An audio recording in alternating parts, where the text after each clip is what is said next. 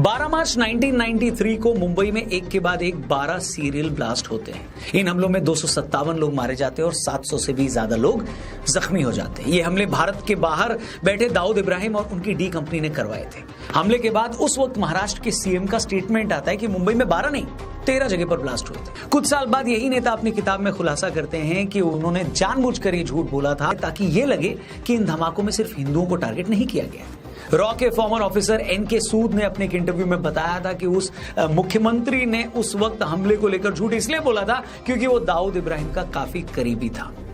बाद में इस मुख्यमंत्री ने अपनी एक पार्टी बना ली। उस वक्त इनकी पार्टी के बहुत सारे नेता दाऊद के गुंडों से मिले हुए थे और इन लोगों की शय पर दाऊद सारे क्राइम करता था, ऐसा उन्होंने बोला। अब एक दूसरी कहानी सुनिए। 2005 में जावेद मियांदाद के बेटे जुनैद मियांदाद की शादी दाऊद इब्राहिम की बेटी से दुबई के ग्रैंड हयात होटल में होने वाली थी। इंडियन एजेंसीज को लगता था उस वक्त कि ये बहुत सही मौका है दाऊद को पकड़ने का।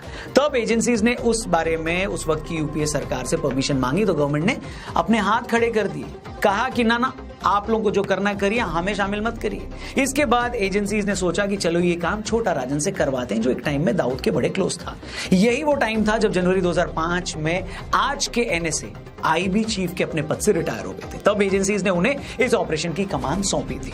डोभाल साहब ने ऑपरेशन की पूरी तैयारी करी। छोटा राजन के दो साथियों विकी मल्होत्रा और फरीद को कांटेक्ट किया गया, उनके पासपोर्ट तैयार किए गए, उन्हें भेजने की पूरी तैयारी कर ली गई। डोभाल साहब विकी मल्होत्रा और फरीद को फाइनल ब्रीफिंग दे रहे थे, मगर तभी मुंबई पुलिस का एक डीसीपी वहां आता है और इन दोनों एजेंट्स को गिरफ्तार कर लेता है। डोभाल साहब इस गिरफ्तारी के खिलाफ प्रोटेस्ट भी करते हैं, मगर वो डीसीपी उनकी नहीं सुनता और वो दोनों को गिरफ्तार कर लेता है। इसके चलते इतना बड़ा ऑपरेशन बीच में डिस्टर्ब हो जाता है। इस पूरी घटना का जिक्र करते हुए रॉ के फॉर्मर ऑफिसर एनके सूद ने कुछ वक्त पहले एक चैनल को इंटरव्यू भी दिया था। सूद साहब ने यह बताया कि अब ऐसा तो नहीं हो सकता कि आईबी का इतना बड़ा ऑपरेशन होने वाला हो और एक डीसीपी फॉर्मर आईबी चीफ की मर्जी के खिलाफ किसी को अरेस्ट कर ले। इसका मतलब क्लियर था कि उस डीसीपी पर उस वक्त महाराष्ट्र के किसी बड़े पॉलिटिशियन का प्रेशर था। उस पॉलिटिशियन के पास उसके सोर्सेस के थ्रू दाऊद के खिलाफ होने वाले ऑपरेशन की जानकारी पहुंच गई और इससे पहले कि आईबी कुछ कर पाती उसने ही ये सारा ऑपरेशन डिस्टर्ब करवा दिया। वीडियो के शुरू में मैंने आपको ये दोनों किस्से इसलिए बताया क्योंकि इसके पीछे अपनी वजह है। आज जो लोग लॉरेंस को हिंदू बताकर उसके नाम की छाती कूट रहे हैं उन्हीं लोगों से ये पूछना चाहता हूं कि जब दाऊद इब्राहिम जैसे लोग मजहब के नाम पर पूरे हिंदुस्तान को बर्बाद करने में लगे थे तब क्या किसी को उसका धर्म नजर नहीं आया?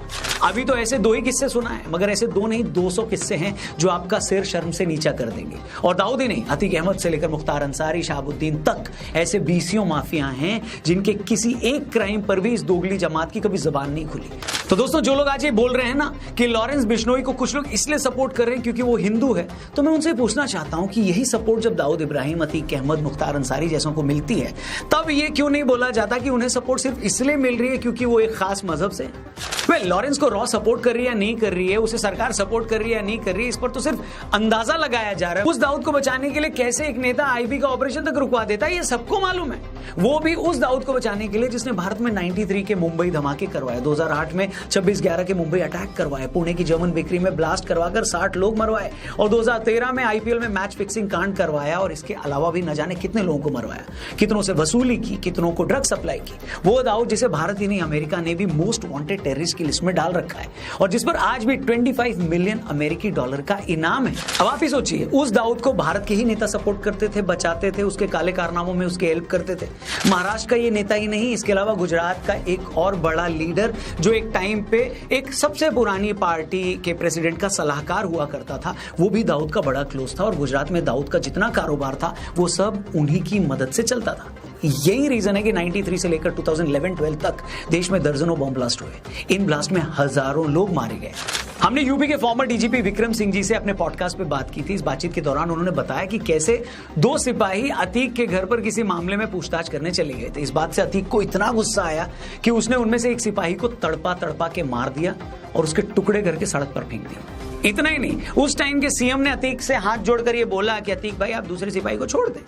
विक्रम सिंह जी ने हमें यह भी बताया कि किस तरह उस वक्त के मुख्यमंत्री ने अतीक के कुत्ते के साथ हाथ मिलाया था और उस सीएम की वो तस्वीर अखबारों में छपी थी। इस पॉडकास्ट को आप मिस मत करिएगा, डिस्क्रिप्शन में लिंक दिया, देखिएगा जरूर।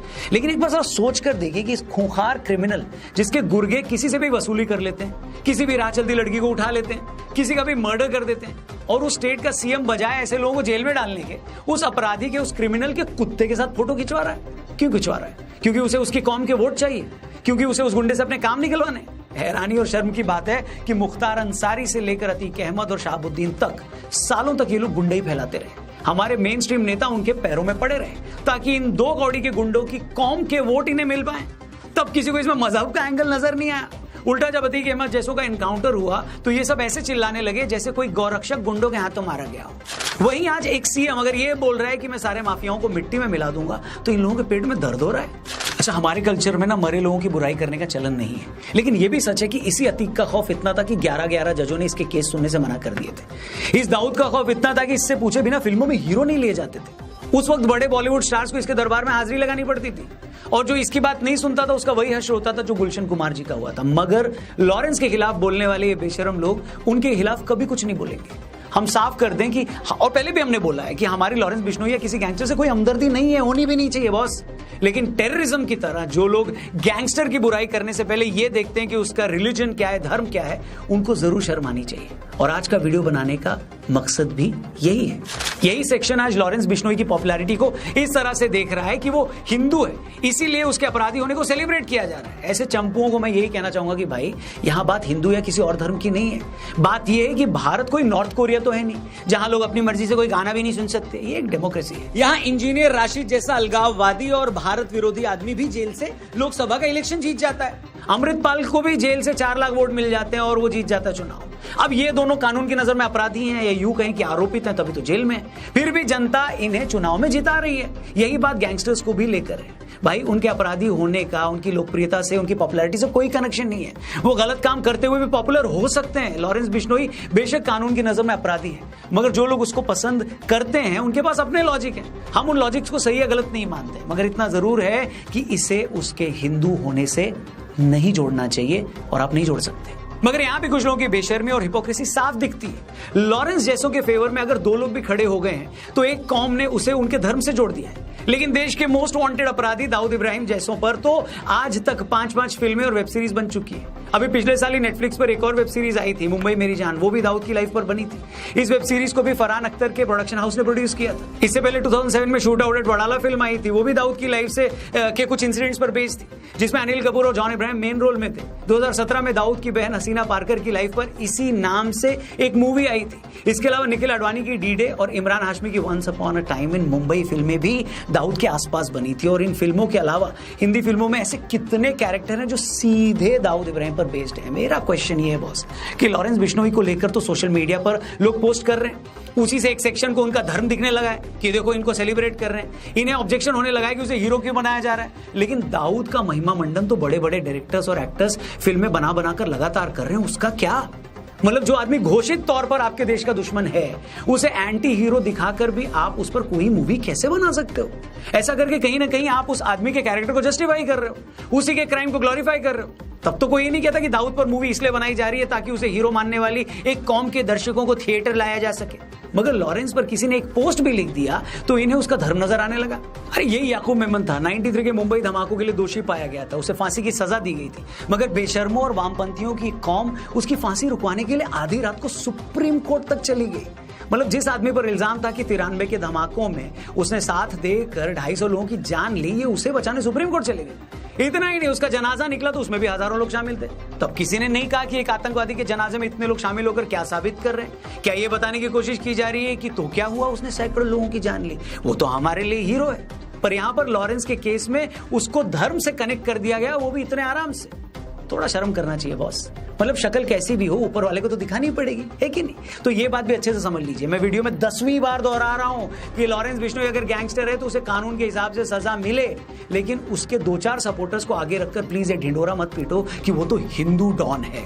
जब इतने सालों तक तुम दूसरे मजहब के डॉन पर कुछ नहीं बोले, जब इतने धमाकों के बाद आज तक तुम आतंकवाद का धर्म नहीं ढूंढ पाए हो, तो एक गैंगस्टर के सामने आने पर उसकी कुंडली और गोत्र चेक करना बंद करना चाहिए। कम से कम मेरे को तो यही लगता है। आपको क्या लगता है कमेंट करके जरूर बताना। वीडियो पसंद आई हो तो इसे प्लीज ज्यादा से ज्यादा लोगों तक पहुंचाना, शेयर करना, चैनल भी सब्सक्राइब करना। कल हमने जो है डॉक्टर विवेक बिंद्रा जी जो है उनकी वीडियो देखी थी, जिसमें जो है उन्होंने बिश्नोई कम्युनिटी के बारे में जो है वो बताया कि किस तरह जो है वो स्टार्ट हुई और जानवरों के प्रति और नेचर के प्रति जो है उनका जो है वो प्यार जो है वो एक देखने को मिला।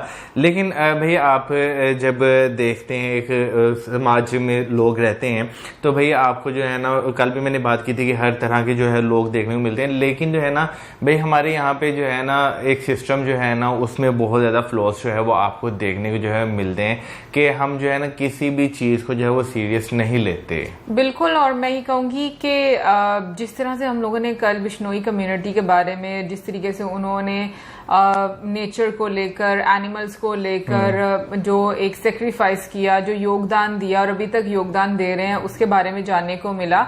इनफैक्ट मैं काफी ज्यादा इन्फॉर्मेटिव मैं तो कहूंगी इस वीडियो को। जब से लॉरेंस बिश्नोई बहुत ज्यादा चर्चा में आए तो इस तरह के टॉपिक्स सिर्फ ये नहीं बना रहे, बहुत सारी वीडियोस जो है ना वो इन टॉपिक्स की आ रही हैं। लेकिन मैं यही कहूंगी कि ये भी गैंगस्टर्स जो भी होते हैं ना, इनके साथ ना किसी वो कह लो कि रिलीजन को अटैच बिल्कुल भी नहीं करना चाहिए, पार्टिकुलर जो है ना वो नहीं करना चाहिए। बेशक वो मुस्लिम हो, बेशक क्रिश्चियनिटी हो, बेशक हिंदुइज्म हो, जो भी हो। लेकिन मुझे लगता है कि हर रिलीजन की अगर हम पॉजिटिविटी देखें ना तो सबको, सब रिलीजन जो है ना वो ह्यूमैनिटी को फर्स्ट पे रखते हैं कि अगर एक इंसान को आपने कत्ल किया तो मतलब आपने पूरी इंसानियत को जो है ना वो खत्म कर दिया। ये हर रिलीजन जो है ना इस तरह से कहता है। क्योंकि जब आप गैंगस्टर, डॉन या कुछ भी ऐसे मतलब बुरे आदमी बनते हो तो आप अपने रिलीजन से कट जाते हो। तो उसके ऊपर ना असल में ना ये ऐसा होता है, कुछ कम्युनिटी ऐसी होती है कि वो ना उसके रिलीजन का नाम थोप रही होती है। मतलब वो क्या करती है कि उस रिलीजन को गंदा करने की कोशिश करती है बेसिकली। ये थी आज की वीडियो, और जिस तरह से वीडियो में डिस्कशन की गई दाऊद इब्राहिम पर, तो ये तो है कि इसने इंडिया में बहुत ज्यादा बॉम्ब ब्लास्ट किए हैं, ठीक है, स्पेशली मुंबई में इसने बहुत ज्यादा बॉम्ब ब्लास्ट किए हैं। और इसको बचाने के लिए आपको पता है कि जो उस टाइम की हुकूमत थी उसने बड़ा साथ दिया, क्योंकि किसी भी दहशतगर्द को जब कोई बचाता है ना तो वो पीछे उनके बहुत बड़े बड़े हाथ होते हैं। वो नहीं चाहते कि ये पकड़ा जाए। अगर वो पकड़ा जाएगा उसके पास इन लोगों के भी काफी सबूत होंगे। ये अपना राज कि हमारा राज ना खुले, इस वजह से ये इस तरह के जो दहशतगर्द होते हैं इनको सपोर्ट करते हैं। ये यही नहीं जानते कि इनकी वजह से कितने बेगुनाह लोगों की जानें चली गई, इनकी वजह से कितने लोग गलत कामों पर आ गए। जिस तरह से उन्होंने ड्रग्स की बात की, ठीक है, किलिंग की बात की, बॉम्ब ब्लास्ट की बात की, किस तरह से उन्होंने लोगों को बेवकूफ बनाया, लूटा। तो ये मैं बोलूंगी जो डाकू होते हैं, जो टेररिस्ट होते हैं, किसी के भी सगे नहीं होते। आज आपके यहाँ, कल हमारे होंगे, परसों किसी और। जी जनाब, इसको इस तरह से आसान अल्फाज में हम इस तरह समझ सकते हैं कि जैसे मिसाल के तौर पे अपने घर का कोई बंदा होता है और दो बच्चों की लड़ाई हो जाती है, तो माँ बाप जो हैं वो ये नहीं देखते कि किस बच्चे की गलती है, ऐसा ही है, किसने किसको मारा, इब्तिदा किसने की थी।